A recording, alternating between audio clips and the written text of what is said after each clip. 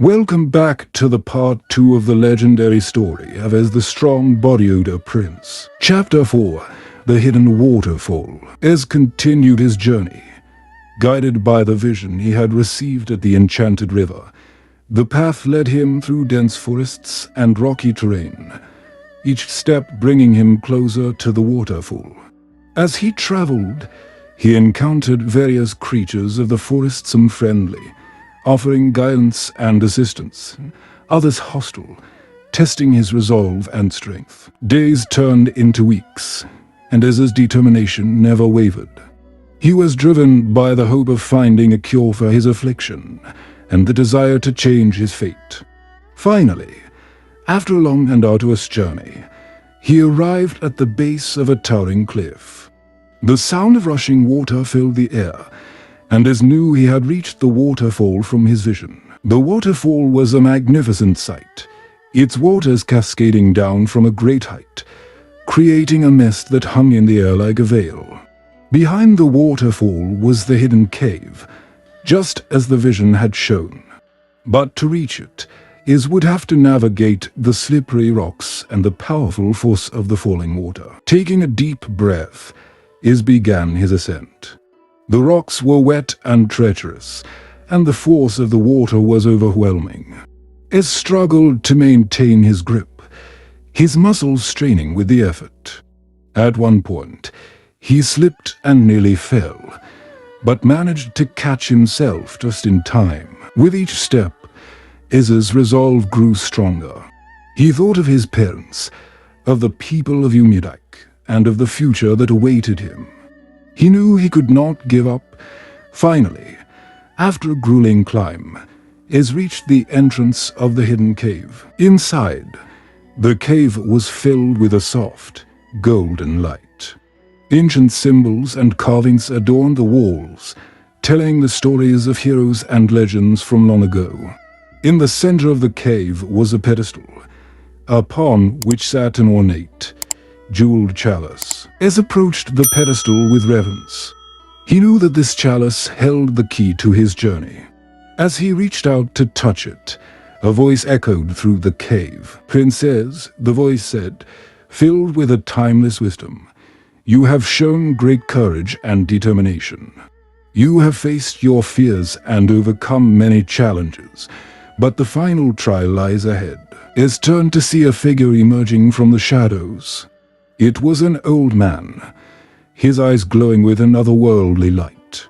"I am Uzoma, guardian of this cave," the man said. "To claim the chalice, you must answer a riddle. It is a test of your wisdom and understanding." Ez nodded, ready to face the final trial. Uzoma began to speak the riddle, his voice echoing through the cave. "I speak without a mouth and hear without ears. I have no body, but I come alive with wind. What am I?" Ez pondered the riddle, his mind racing. He thought of the elements, of nature, and of the lessons he had learned on his journey. Suddenly, the answer came to him. "A whisper," Ez said confidently. "You are a whisper." Uzoma's eyes sparkled with approval. "You have answered correctly, Princess. The chalice is yours." Ez took the chalice, feeling a surge of energy and power as he held it. He knew that this was the key to his transformation, the cure for his affliction. As he drank from the chalice, he felt a warmth spread through his body, and a sense of peace and clarity filled his mind. Chapter 5, The Return Home. With the chalice in hand, Ez began his journey back to Umudak. The path seemed easier now, as if the forest itself was guiding him home.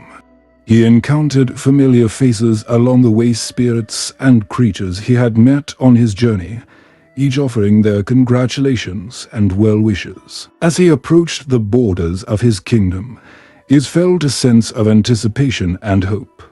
He knew that his return would be met with curiosity and skepticism, but he was ready to face whatever challenges lay ahead.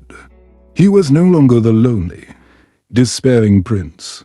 He was a man who had faced his fears and emerged stronger for it. The people of Umudak gathered at the gates of the village, eager to see their prince. Ezra's parents, King Amechi and Queen Adana, stood at the forefront, their faces filled with a mix of hope and anxiety. As Ez stepped into the village, a hush fell over the crowd. As King Amechi called out, "My son, you have returned. What news do you bring?" Ez held up the chalice, its jewels sparkling in the sunlight. "I have faced the trials of the forest of spirits and emerged victorious.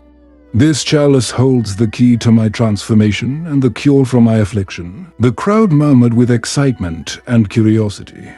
Ez approached his parents and handed them the chalice.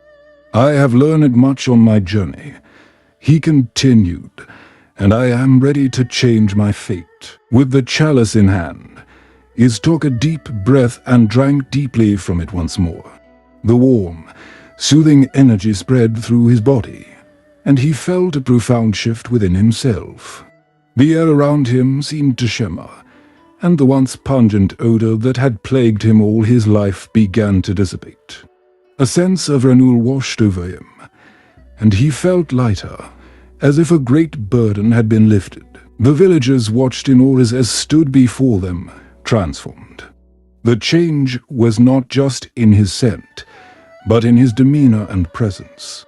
He stood tall and confident, a prince who had faced his fears and emerged victorious. King Amechi and Queen Adana embraced their son, tears of joy streaming down their faces. "We are so proud of you," as Queen Adana whispered.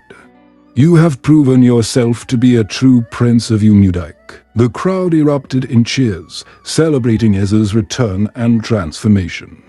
The atmosphere was filled with joy and hope, and the people of Umudik welcomed their prince back with open arms. Chapter 6: A New Beginning. Ezra's return brought a new era of prosperity and harmony to the kingdom of Umudik.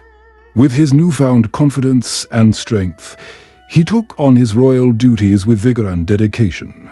The people of the kingdom, inspired by his journey, rallied behind him, and together they worked to make Umudik a thriving and united community. Word of Ezra's transformation and the trials he had faced spread far and wide.